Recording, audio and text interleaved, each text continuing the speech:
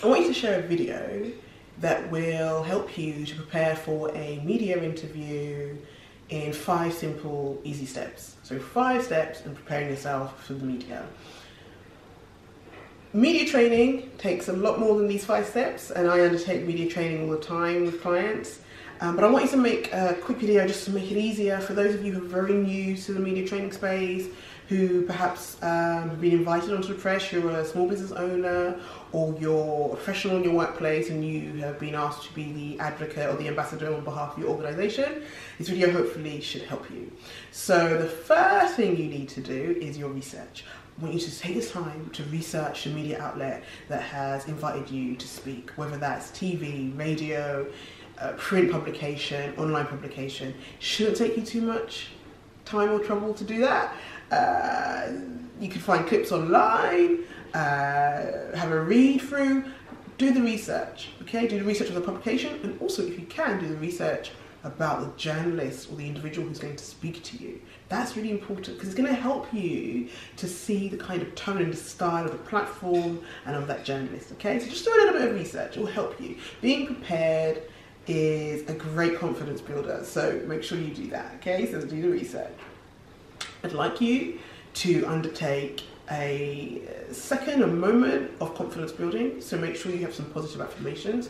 I think it's important to recognise that if you've got some confidence issues, it might take a little bit more time than simply, you know, telling yourself that you're going to be great, but having some positive affirmations, if you've already done the work, will help you to prepare. And this helps especially in televised or radio interviews, okay? So you just want to give yourself that sports person like boost. Tell yourself that you are the ish, you know, you're the person. You know, you got it, you got it, you got it, you got it.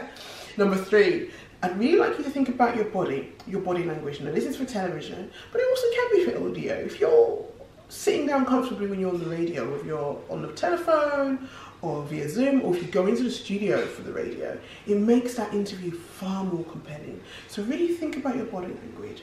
Sit as comfortably as you can. Like I'm sitting quite, I'll put my back up now just because I want you to formalize this conversation. But think about how you're sitting and elevate your head slightly. When you're talking about television particularly, elevate your head slightly. Just be comfortable. Breathe, be comfortable. Okay? So think about your body language. Don't be too strict, don't be too stiff. Loosen up a little bit. Lift your head a little bit. And always look, now if it's a televised interview, always look directly at the interviewer. Don't do a dead stare. It's a conversation, right? So make sure you're looking directly at the interviewer. Don't look into the camera. Same applies if you're in studio at a radio show. If you're looking at the interview, it just makes it more conversational. It makes it more conversational. Number 4, the 4th piece of advice I want you to make sure that you keep in mind is to prepare your key message. Now, I don't want you to write a speech before any interview, but think about maybe 2 or 3 key message points that you want to make sure you leave the interviewer with, and subsequently the audience, whether it's the listening, reading, or viewing audience, the people who are consuming that media content. Think about preparing 3 points, key messages. What do you want them to remember about yourself, about your story? Think about that, okay? Make sure that's clear. As long as you're clear about that message, it makes your interview a lot more compelling and a lot more dynamic, okay?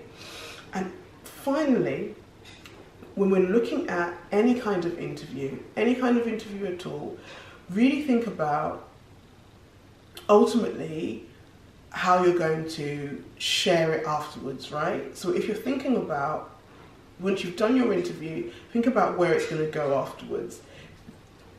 So let me get to the point. We're in a social media age and era, right? So if it's televised, and even if you're going in studio, because those can be filmed too, think about how you come across, your appearance, how is that going to be shared? Are you going to be happy to share that across your social media as well, okay? If it's an online publication or print publication, think about what you're going to say.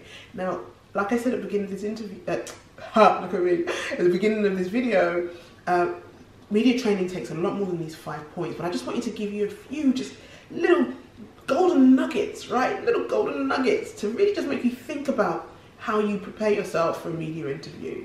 And hopefully just what I've said, the final point of how you're going to share the interview at the end of it will make you think about, okay, you've taken stock of everything I've said. Yeah, you are going to share that interview. You're going to talk about it. You're going to see it afterwards. You're not going to use it later, perhaps, for your own content building or creation. Think about that. I'd really like you to take the time to think about that. So whether it's your body language, whether it's the way your appearance, your social media activity, and obviously the audience's social media activity. Now that's their own interpretation of everything. But think about what you're saying, how you come across, so that when you do eventually share it, you're proud and you're happy to share that piece of media content. I hope that makes sense, and I hope you've enjoyed watching this video. Make sure you leave a comment if you have any more questions. I'll share some links with some more tips on media training below. But until the next time, thank you so much for tuning in, and take care.